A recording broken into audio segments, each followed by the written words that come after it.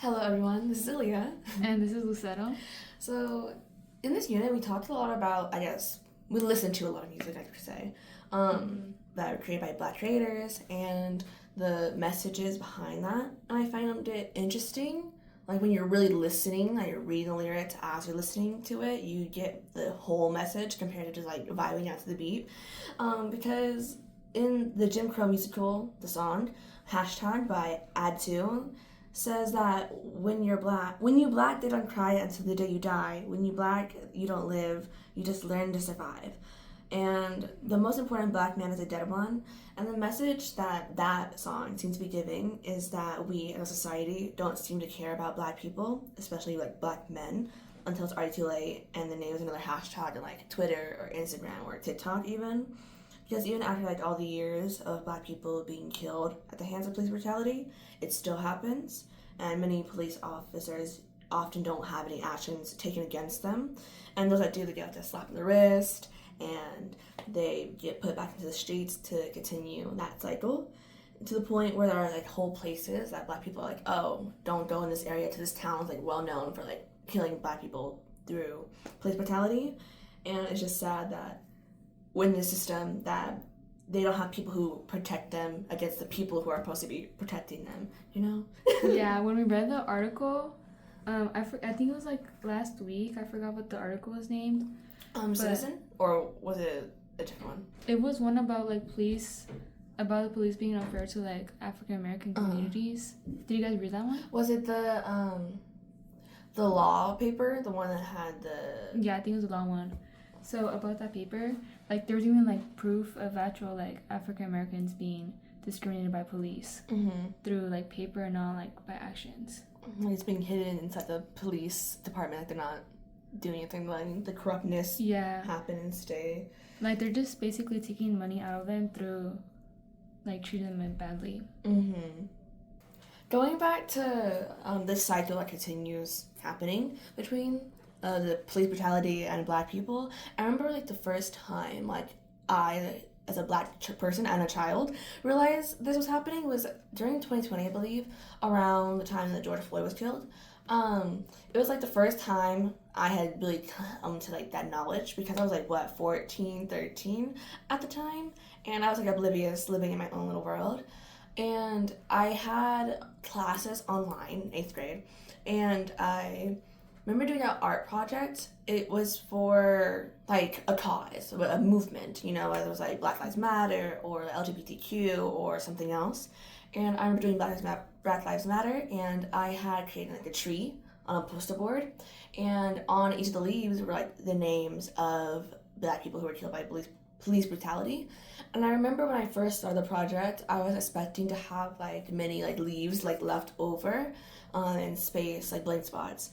But then as I was getting to work on it, and I was working on it, and I found out I ran out of space. There were so many like black people who were killed by police brutality, and I remember being so shocked because I didn't realize how bad it was. Because I don't know, living like where we live in California and the area of California we live in, I haven't experienced like a lot of discrimination or like microaggressions or even like racism. But maybe I'm just like blind to it. Yeah, I think some of us, like maybe when we were smaller, or I don't know, California's really diverse. Like there's other places in the country that are more like white dominant. Right. No, I find it interesting though, because one of our friends had told me how at their old school they faced like discrimination based off of how dark their skin was and their hair type. And I found that very interesting because I had never experienced anything like that, like in our general like community. I found that very interesting, you know? Yeah, like I went to school with that friend, and that school's like really like Hispanic. I remember there would be like really racist, like they'll be saying the N-word, like, do you like how teenagers boy always says it? So they're just like that. And honestly, it just goes back to like almost the demonization of black people and black features. Because even like colorism, like inside the black community, there's like the argument or the feud between like lighter skinned black people and the darker skinned black people, and how darker skinned black women are often portrayed as like more masculine and more like less feminine, less of a woman because of it, you know, in their features. And like oftentimes black people's noses are made fun of, or like their big lips, or, you know, stuff like that. I like how Beyonce in her album Lemonade, she basically kind of like countered those stereotypes and like those comments through her song Formation, and she would like talk about how she likes all her like African American features. So she was talking about how I might get your song played on the radio station, so that really shows like her empowerment as a woman. And she's like, oh, maybe like I'll take your Red Lobster, or maybe I'll play your song on the radio. And also in her song, I think Hold Up, she at the beginning, in the music video version at least, she has like her intro, which is like the talking part, and I remember her saying something along the lines of, I made myself softer, I made myself more gentle, and I feel like that goes back to like the black women tend to be like masculinized, is that how you say that? Portrayed as more masculine and less feminine, and so they have to portray themselves as like softer, you know, so they'd be seen as feminine or not as argumentative, because then they'll be called like loud black women and like stuff like that. And so I feel like that would made a reference to that in that sense. Okay, and then going back to the microaggressions, have you noticed like the trend on TikTok where recently where like the teachers have like a dress up as your students day? Yeah, I noticed that. And so I've been seeing like the videos all over TikTok, right? And I didn't put any mind to it until like I had seen this one TikTok creator, and she's black, and she goes, does it make y'all feel a little weird or a certain way that not only are these teachers only dressing like the students, which is fine, but they're also behaving like them, which isn't necessary, and majority of the students that they're portraying are like the black students, and you can tell from them wearing like the bonnets and like the words they're saying and like sagging their pants. And that she was just like, it just makes me like, it doesn't sit right with me. Like I can see that being like a microaggression in the sense like they're not necessarily inherently being racist, but yeah, it's just like in some form. I feel like that's the definition of microaggression, of being racist without it being known. Yeah, and it just doesn't. Unless you pointed out, I was like, oh, you're so right. It is kind of icky because it really is like only the black students they're portraying. Yeah, because I think there's also like a day where the students dress up as the teachers and they don't dress up like being racist to them. Yeah, because even like which is interesting though, because like I didn't even notice that can be considered like a microaggression. Just like I guess I'm so blind to it, like I said before. And I don't feel like that's necessarily a bad thing, because even I feel like if I am like being the target of a microaggression, maybe if I don't notice it, it's not too bad, because I feel like if you are in a situation where like you grow up and you feel like everyone is against you, like society and the world, I feel like there's almost like underlying hate for yourself and like disadvantage you feel in certain moments when you may not be, you know?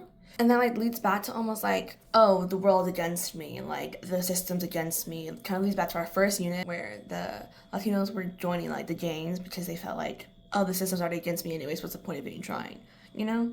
Yeah, like microaggression makes them sort of hate themselves, and it forces them to like find their own comfort and dominance, like seeking rebellion in like gangs and violence and crime. So I think that's why there's like so many crime and gang in communities like African Americans or Latinos. It's like the internalized racism they have, Yeah. which is so sad, because like you're looking like unknowingly like discriminating yourself and your people.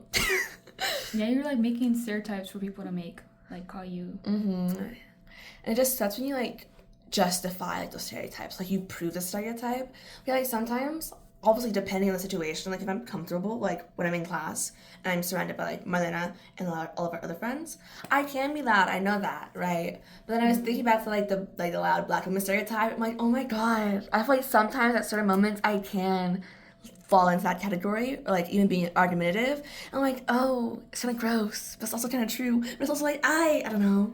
Well, there's also could be like loud white people, and people don't put stereotypes on that. Yeah, they just, it's like that racist stereotype, I don't know. So like when you're being loud, do you want to stop because of that stereotype, or you don't really care? Well, it's like I don't think about it all the time, but then when I hear someone bring it up, and I think back to myself, I'm like, oh, I know I'm kind of proving their point. I hate that, but it's like, oh, I don't know. So far we've been talking about the trauma and the racism and the microaggressions that Black people have faced. Now let's move on to something more positive. Let's talk about the Black people who have succeeded despite the oppression and the trauma and the discrimination. So, for example, we discussed about Octavia Butler, so I wanted to talk more about her. She was like, so at the time, science fiction was seen like as unuseful. So Octavia Butler, she won the MacArthur Award. I didn't find it. It was the MacArthur Foundation Genius Grant.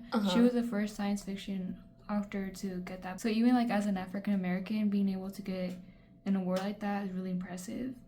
And like, what, do you know what time period? It was like 19... It was 1995 where she got the award. Okay, so it wasn't too racist, but it was still pretty racist. Yeah, I think in a lot of her interviews, she mentions about the, like, segregation. But even though it's like no more exists in laws, it still exists in like society. Like people's beliefs. Yeah, people's beliefs. So she was like talked about that a lot. So even her creating like all these books and winning all these awards inspired other African Americans authors to like she led the path for them, knowing that they could actually get all these awards and it is possible in like a white dominant area. And even when you have like Simone Biles, who I'm not sure how many Black journalists there are currently today, but I say she's my favorite, even though she's the only one I know of, so by default she's my favorite. She has won many awards throughout her career. I feel like she's one of the best, one of the more known gymnasts, I feel like, because I've heard of her and I don't do like Olympics and watch sports and stuff. She's like won 7 Olympic gold medals. She's won 25 medals in the world championships. 19 of those gold, 3 silver, and 3 bronze. And then she's a 6-time world all-around champion from 2013 to 2014, 2015, 2018, 2019, and 2023. And she's also the first woman to win 3 consecutive world all-around titles from 2013 to 2015, which is honestly very interesting. I don't know what half that stuff means, but it's impressive. She's really impressive. Or even like Obama, I'm pretty sure he was the first Black president. I know that for a fact. And I think maybe the first president of color. I'm like 99.9% sure. And he had a whole like full term, right? He ran both 4 years twice, so 8 years in total. I'm pretty sure. And honestly, the fact that we only have one person of color as a president is crazy to me. I don't know, because he was like the 44th president, right? He was the president before Trump. So 43rd. So it really took like 43 elections into a Black African American president. But it's honestly a shame that like more people of color aren't like in that position. I feel like you'd be, I don't know, maybe better. Like I want a Latino president. Like with an accent too. I don't know. Another successful African American is Beyonce. So some of her few accomplishments is that she won 32 Grammy Awards, making her the most Grammy awarded artist of the time. She's also the first female artist to win 6 Grammys in one night. That's like really impressive.